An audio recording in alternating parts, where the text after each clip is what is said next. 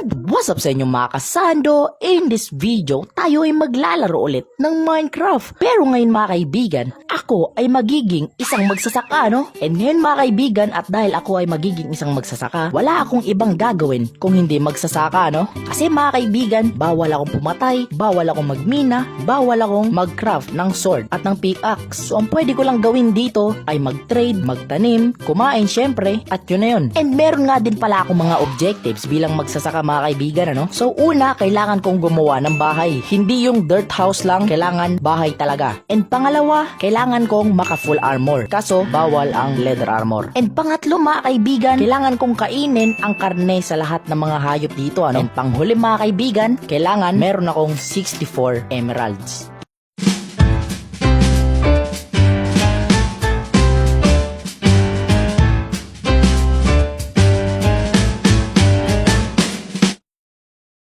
And eto na nga mga kaibigan, ano, kakaspawn ko pa lang meron na agad ako nakitang bubuyog. And dalawa sila tol. And eto yung isa, oh. Grabe tol, ang cute tol. Pero eto na, nagbasag na agad ako ng puno tol para masimulan na natin ang ating pagsasaka. Gumawa na agad ako ng stick at crafting table. And agad ko nang ginawa ang pinakauna kong hoe para masimulan ko na ang aking pagsasaka, no? And sinimulan ko na rin ang paghahanap ng mga buto. Tapos tol, sinusundan ako ng mga manok tol kasi nga may hawak akong buto. Kaya tumakbo na lang ako para hindi nila ako masundan. So ngayon maghahanap ako ng ilog para pagtaniman, ano? Kasi kailangan ng tubig para mabuhay yung tanim natin, ano?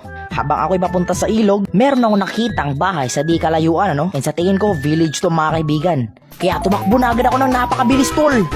And eto na nga, village nga talaga siya. So kumuha na agad ako ng mga dirt mga kaibigan para masimulan ko na ang paggawa ng aking sakahan. And lumangoy na ako sa ilog. Tapos eto, meron ding nagsasakang villager tol.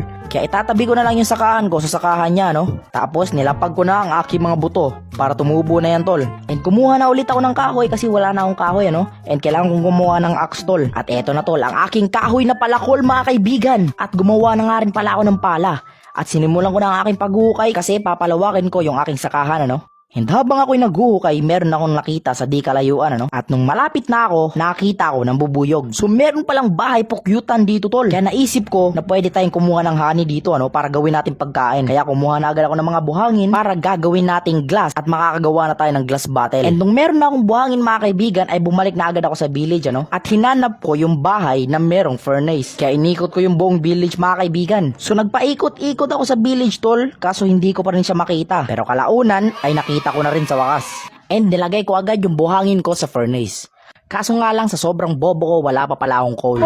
Kaya magsisibak na naman ulit ako ng puno para gawing uling. Kasi yung puno mga kaibigan, pwede siyang gawing uling. At nung meron na akong sapat na kahoy, ay bumalik na agad ako sa village. Sabay niluto ko na agad yung kahoy gamit yung kahoy. At sinimulan ko na rin lutuin ang buhangin para maging glass na siya, no? And nakitulog muna ako dito sa bahay ng villager kasi wala pa akong bed. Tapos gabi na. And kinabukasan ay chinek ko agad kung ilan na bang uling ang nagagawa. At saka ako nagpaalam kay Manong, pwede ba akong gumamit ng yung furnace? Kasi ginagamit ko na eh. Kaso hindi sumagot si Manong mga kaibigan, wala siyang pakialam. Kaya nagpatuloy nila ako sa pagluluto. At nung meron na akong sapat na glass mga kaibigan, or sa Bisaya, bildo, ay gumawa na agad ako ng glass bottle, ano? Para magamit natin sa pagkukuha ng honey sa bahay pukyutan. Pagkatapos noon ay bumalik na agad ako sa pagsisibak ng mga puno. And gumawa na rin ako ng pampausok para mausukan yung bahay pukyutan, ano? At para makakuha na tayo ng honey. Sabay tinakpan ko yung apoy kasi baka masunog yung mga bubuyog. And pagkatapos ay nagbunot na ako ng mga bulaklak para merong sisip-sipin ng mga bubuyog. And naghukay na rin ako ng dirt para gumawa ng panibagong sakahan.